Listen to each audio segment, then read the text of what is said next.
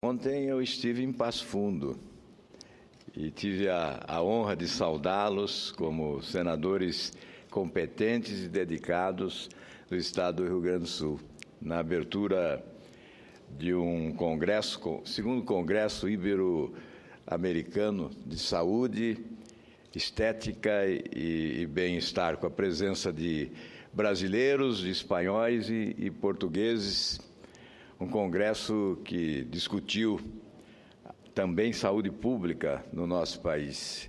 Eu tive a primazia, a satisfação, a alegria de ter sido convidado como presidente de honra desse congresso para fazer a abertura e poder falar das mazelas existentes no sistema de saúde pública do nosso país. Agradeço desde já. Depois vou fazer referência a esse assunto, mas antes eu queria, na esteira do discurso da senadora Ana Amélia, dizer que se Albert Einstein estivesse vivo, certamente diria: triste época a que vivemos, mais fácil quebrar o átomo do que encontrar caminhos de saída e de solução para a terrível crise que estamos vivendo no nosso país. E uma das consequências dessa crise é a paralisação dos caminhoneiros, os trabalhadores do volante tão importantes para a vida do país. Sem eles nas estradas, a riqueza se congela, há desabastecimento e nós não sobrevivemos. Mas o governo não entende a importância desta categoria de trabalhadores. O descaso é visível e dramático. É bom repetir, a senadora Ana Amélia muito bem se pronunciou a respeito, mas é bom enfatizar que desde o início deste ano há uma pauta entregue ao governo da União com reivindicações que certamente atenderiam às exigências desta categoria fundamental para o desenvolvimento econômico do nosso país. Não só não atende às reivindicações do governo, como não oferece alternativas a elas. Não há sequer criatividade para se contrapor às reivindicações propostas. O governo não oferece, portanto, solução. E a profissão, como disse em a parte da senadora Ana Amélia, vai se inviabilizando. Os caminhoneiros, muitos deles dizem sentir-se envergonhados com o acúmulo de dívidas. Há dívidas que se acumulam e não podem ser saldadas. A reivindicação em relação a combustível, em relação a frete, em relação a financiamento, o refinanciamento prometido pelo governo não é acolhido pelas instituições financeiras. Senador Álvaro, me permita apenas lembrando que não mencionei, que Vossa Excelência também certamente há de concordar, é uma categoria que vive em permanente estado de risco. Caminhões roubados, motoristas assassinados, são inúmeros os casos. Estradas esburacadas, então é um risco permanente e essa situação da própria natureza da atividade pela falta de segurança em nosso país, inclusive esse aspecto deve ser considerado. O que nós queremos repudiar é esta insinuação governamental de que trata-se de um movimento com interesse político partidário. Se há apelo à renúncia da presidente Dilma, a motivação não é partidária. Pode ser política, mas não é partidária. É fruto da desesperança. Os líderes do movimento, e mais do que os líderes, os caminhoneiros de forma geral, não mais acreditam no governo. Se cansaram de ouvir promessas não cumpridas, compromissos não respeitados e, portanto, apelam para a renúncia da presidente Dilma na esperança de poder tratar dos seus interesses e dos seus direitos com outro governo. Nós temos que respeitar. Nesse sistema democrático a que estamos sujeitos, o respeito à livre manifestação do pensamento e à mobilizações populares é primordial, como garantia de que estamos sob a égide de um Estado de Direito democrático. Não cabe ao governo acusar caminhoneiros de serviçais de interesses partidários localizados. Não, eles não são esses serviçais dos interesses partidários, muitas vezes escusos.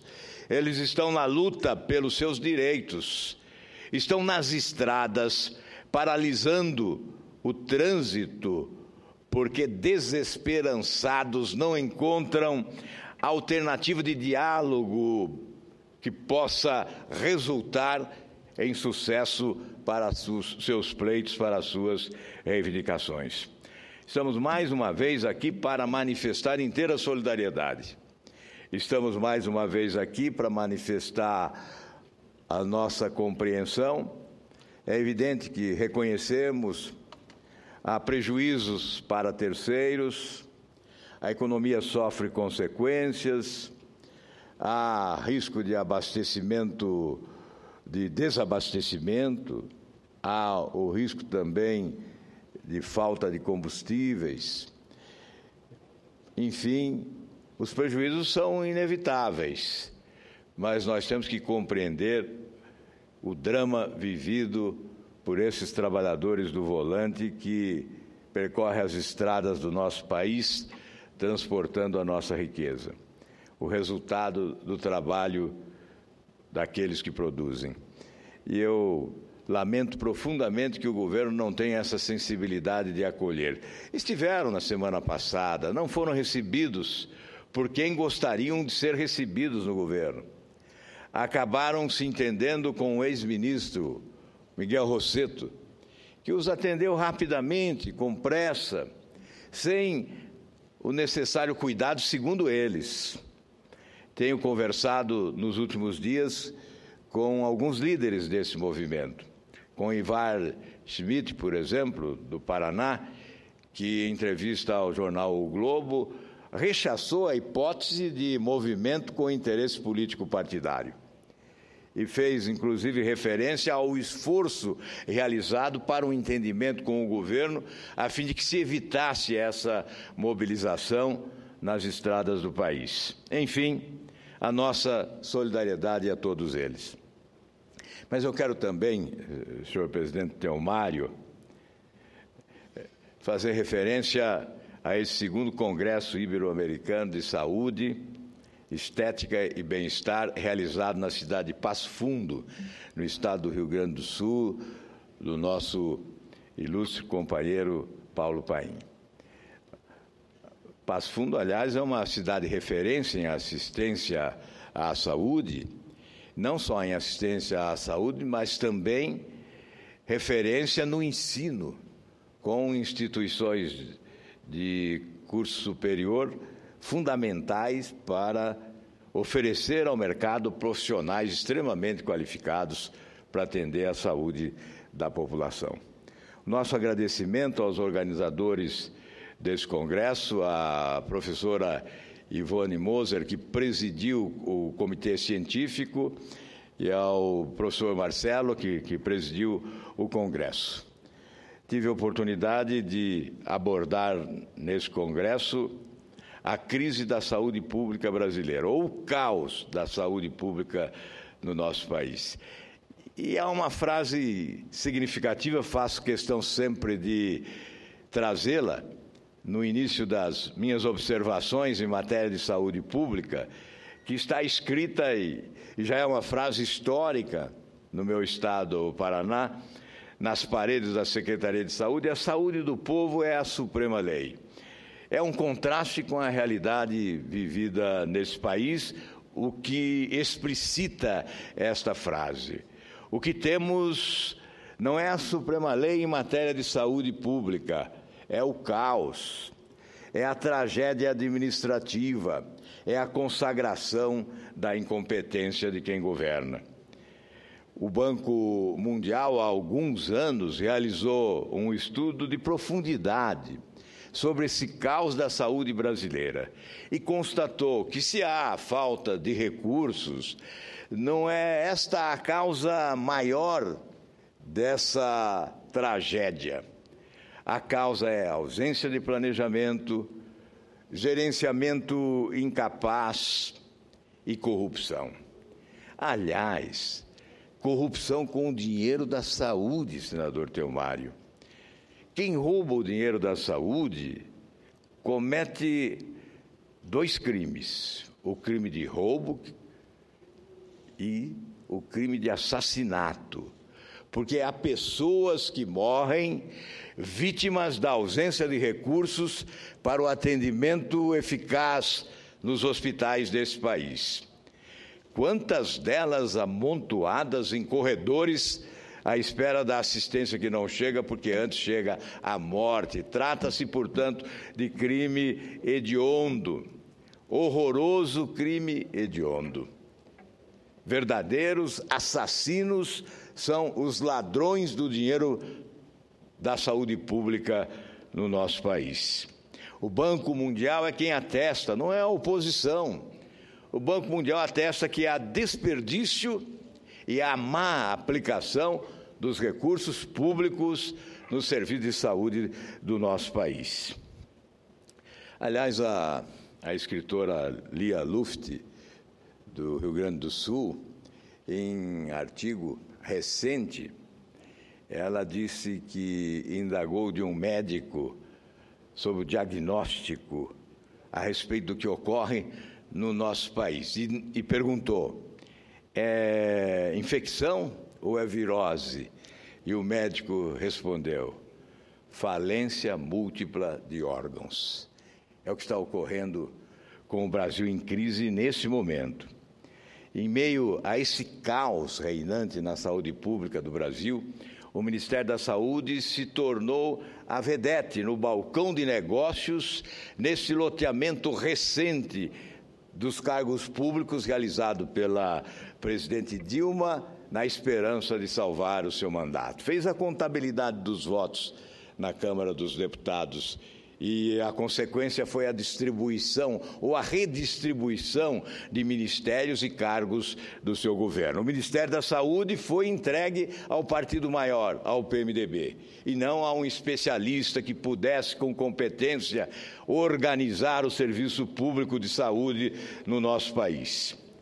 É lamentável que o balcão de negócios tenha como vedete o Ministério da Saúde. Mas há incríveis aberrações.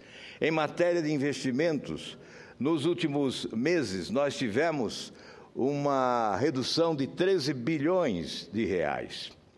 O corte no Ministério da Saúde foi de 13 bilhões de reais.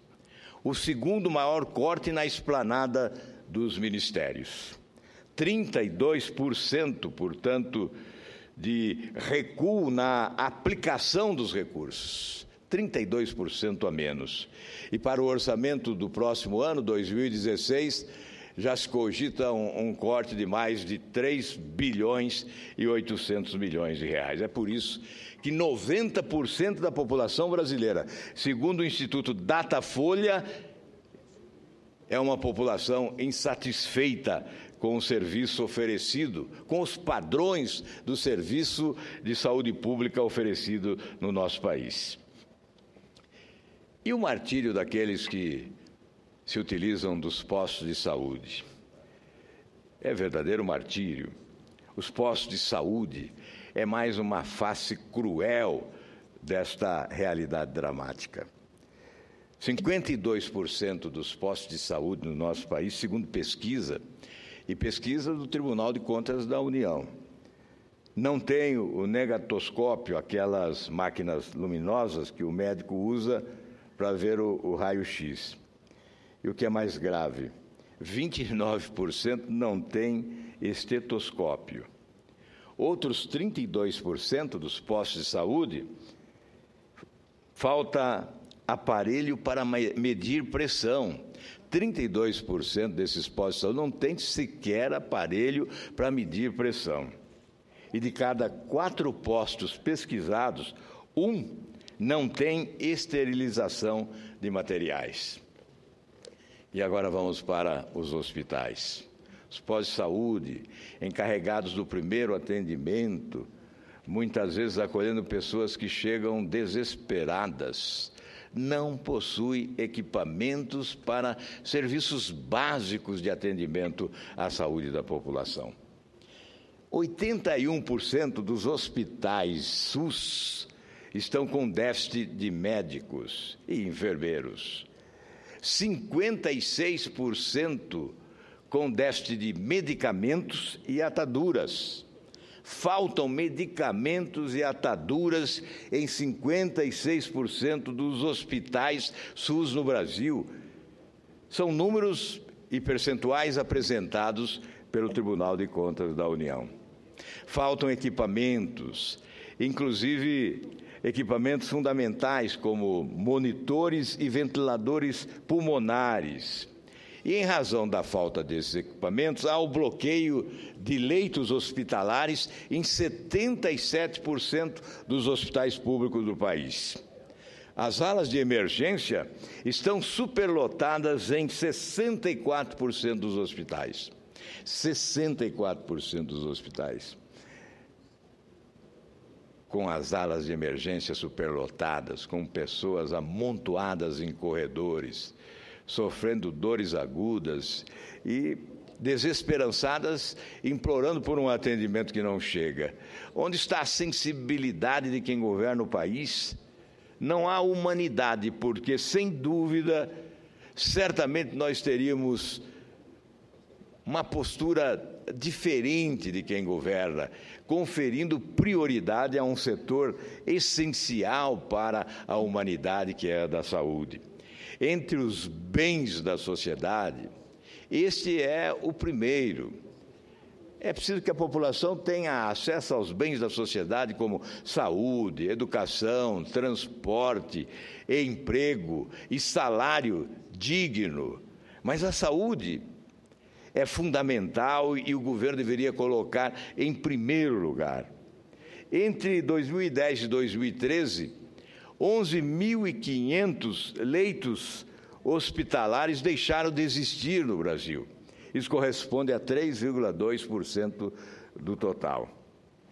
Hoje nós temos, em média, 2,5 leitos por 1.000 habitantes.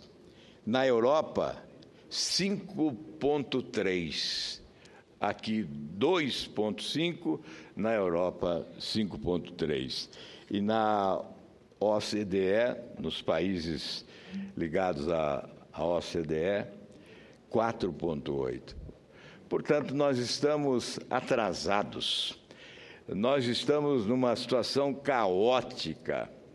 E houve o tempo em que quem presidia o país, e não faz muito tempo, afirmava que a saúde do nosso país era extraordinária. O serviço de saúde pública no país era excepcional, oferecendo como exemplo a outros países. Há alguns anos, se não me falha a memória, lá por volta de 2009 ou 2008, eu afirmei dessa tribuna que o debate sobre saúde pública deveria ser o debate da década. Mas esse debate não existiu liderado pelo governo. O debate do governo é sobre CPMF. Esse é o debate que quer o governo travar, senador Aloysio Nunes, com o Congresso e com o povo brasileiro. O governo, a pretexto de melhorar o serviço de saúde pública, quer aumentar impostos, quer recriar a CPMF. E isto é perversidade do governo, porque nesse tempo de crise brutal, de desemprego, de recessão, de inflação, o governo falar em aumentar impostos é trombar na realidade dura que estamos vivendo. É trabalhar na contramão, é ser contraditório, porque desejar a recuperação da economia nacional aumentando impostos é uma falácia.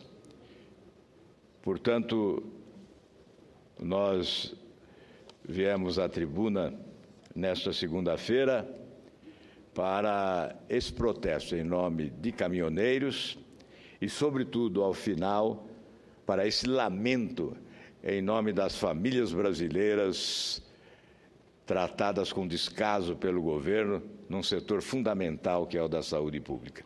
Muito obrigado, senhor presidente.